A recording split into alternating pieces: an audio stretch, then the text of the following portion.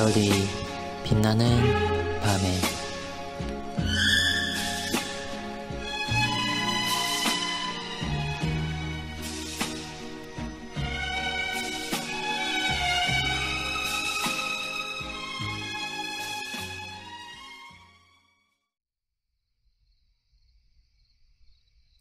(61문에서 64문까지는) 91차를 참고해 주시기 바랍니다. 62문에서 보이는 교회의 정의를 참 신앙을 고백하는 사람들과 그들의 자녀들로 구성된 회라 하였습니다. 지교회에 가입하려는 사람에게 요구된 참 신앙을 규정하는 일에 있어서 교회는 나름의 질서 있는 규범을 세울 수 있습니다. 그러나 그 규범이 그리스도께서 세우신 것보다 더 넓거나 더 좁게 되어서는 안 될 것입니다. 어떤 교회들은 보이는 교회를 보이지 않는 영적인 교회와 거의 동일시함으로써 그리스도께서 요구하신 분보다도 더 협소하게 만듭니다. 종교개혁 시대에 이단 제세례파들이 그러하였습니다.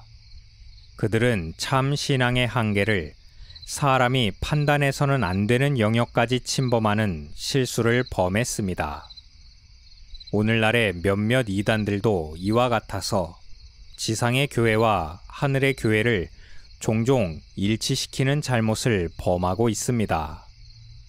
반면에 그리스도께서 만드신 문보다도 더 넓게 만들어서는 안 됩니다. 그것은 머리신 그리스도와 몸을 거의 분리시키는 결과를 초래하게 됩니다. 그래서 더 이상 그리스도의 교회라고 부를 수 없을 지경까지 나아가게 할 수 있습니다. 디모데전서 6장 12절은 네가 부르심을 받았고 많은 증인 앞에서 선한 증언을 하였도다. 여기서 말하는 증언은 신앙 고백을 의미합니다. 특히 본문은 디모데의 성직 수임을 표현한 말입니다. 그러나 포괄적으로 본다면 이는 한 사람이 교회 회원으로 허락되는 요건으로서 많은 증인 앞에서 해야 하는 신앙 고백을 의미하는 것입니다. 장로교 합신교단의 교회정치 제3장 교인편에서는 다음과 같이 교인의 구분을 명시하고 있습니다. 1. 입교인 15세 이상 된 자로서 세례를 받은 자와 유아 세례 교인으로서 입교한 자이다. 2. 유아 세례 교인 입교인의 자녀로 2세 미만의 세례받은 자이며 이는 부모의 신앙을 따라서 하나님께 거룩하게 드림이 된 자이다. 아이의 부모 중 한 편만 입교인이면 유아 세례를 줄 수 있다. 3. 학습교인 원 입교인 중 15세 이상 된 자로서 학습 문답을 받고 복음의 진리를 학습하는 자이다.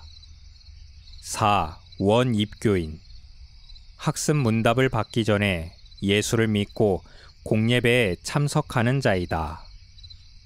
위에 기록된 대로 통상 우리가 교인이라고 부르는 사람은 네 종류 모두를 포괄할 수 있지만 지교회의 정회원으로서 공의 기본 권리를 가질 수 있는 대상은 1. 입교인에게만 해당됩니다. 권리 행사에서 중요한 점은 개인 자격으로 실행하기보다 공동의회에 의하여 실행한다는 것입니다. 이것은 교회의 유기적 통일성에서 나온 것입니다. 교회는 각 개인이 모여서 전체를 이루는 개념이 아니라 전체로서의 교회가 있고 각 개인이 회에 속하게 되는 것입니다. 여기서 전체로서의 교회란 보이지 않는 전 교회를 말하는 것이며 이런 의미가 보이는 교회에 허입된 회원의 권리 행사에서 잘 표현되고 있는 것입니다. 출교는 교회의 권징에 해당되는 한 종류입니다.